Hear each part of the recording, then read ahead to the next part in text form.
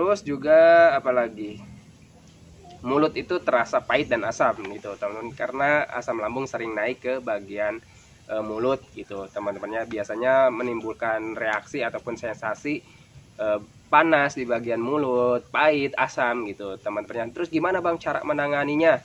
Untuk saya pribadi hanya menjaga makan ya teman-temannya, terus juga sering konsumsi air hangat pelan-pelan gitu teman-temannya.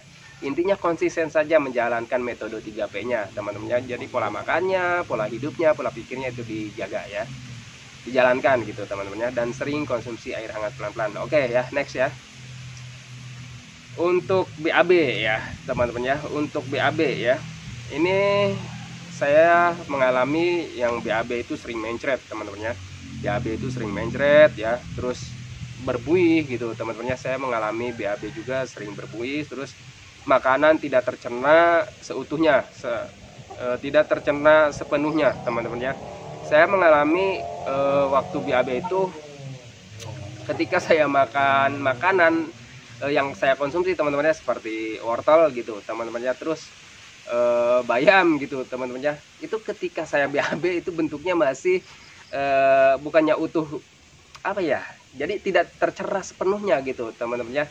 Jadi BAB itu kalau misalkan saya makan wortel itu seperti wortel yang masih dikunyah gitu teman-teman ya, seperti lepehan gitu ya, kalau misalkan bahasa Sundanya seperti lepehan gitu ya teman-teman ya. Jadi tidak berbentuk BAB gitu teman-teman ya, itu apa ya, dibarengi sama buih gitu teman-teman ya. Jadi BAB-nya itu berbuih, terus juga tidak berbentuk ya teman-teman ya, cenderung mencet gitu teman-teman ya. Intinya cenderung makanan yang kita konsumsi itu, ini makanan yang alot ya teman-teman ya. Untuk wortel itu kan biasanya keras teman-teman ya, kalau misalkan masaknya kurang matang gitu teman-teman ya, kalau misalkan dimasaknya kurang matang ya. Jadi saya mengalami yang namanya waktu makan wortel, waktu makan bayam gitu teman-teman ya. Jadi pas BAB itu masih berbentuk ya teman-teman ya, masih berbentuk seperti wortel gitu teman-teman, yang wortel yang dikunyah gitu, bukan bentuk kotoran gitu teman-teman ya. Ya seperti normalnya gitu teman-teman, kalau misalkan kotoran normal kan berbentuk gitu teman-teman, tapi ini bentuknya masih apa ya, masih lepehan gitu teman-temannya, masih seperti baru dikunyah gitu teman-temannya. Nah saya mengalami seperti itu, dan kalau misalkan teman-teman mungkin ada yang mengalami, mungkin tidak gitu teman-temannya. Kalau misalkan teman-teman yang mengalami, jangan khawatir teman-temannya, kalian juga akan membaik lagi gitu teman-temannya, akan sembuh lagi seperti saya, dan karena saya juga sembuh gitu. Oke ya, itu pembahasan BAB berbuih ya, makanan tidak dicerna ya teman-teman ya. Jadi apa ya, makanan yang kita konsumsi itu tidak dicerna sepenuhnya gitu teman-teman ya. Terus BAB itu sembelit ya teman-teman ya. Mungkin teman-teman ada yang mengalami, ada yang tidak juga teman-teman ya. Tetapi untuk saya pribadi pernah mengalami BAB itu sembelit teman-teman ya. BAB itu sembelit, terus juga BAB-nya pernah juga berwarna hitam gitu teman-teman ya. Tetapi warna hitamnya BAB-nya itu, nah saya pas mengalami BAB warna hitam itu sudah ada berbentuk teman-teman ya.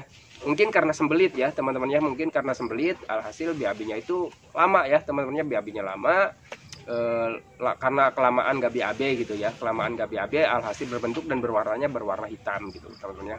Itu saya waktu itu sembelit kadang 3 hari, kadang 4 hari gitu teman-teman ya. Terus juga saya juga mengalami BAB warna hitam itu seperti pasta teman-teman ya, jadi seperti pasta ya, pernah juga mengalami seperti itu. Jadi nggak terlalu hitam, tapi ya hitamnya itu tidak terlalu pekat, jadi ada hitam kecoklatan gitu teman-teman ya.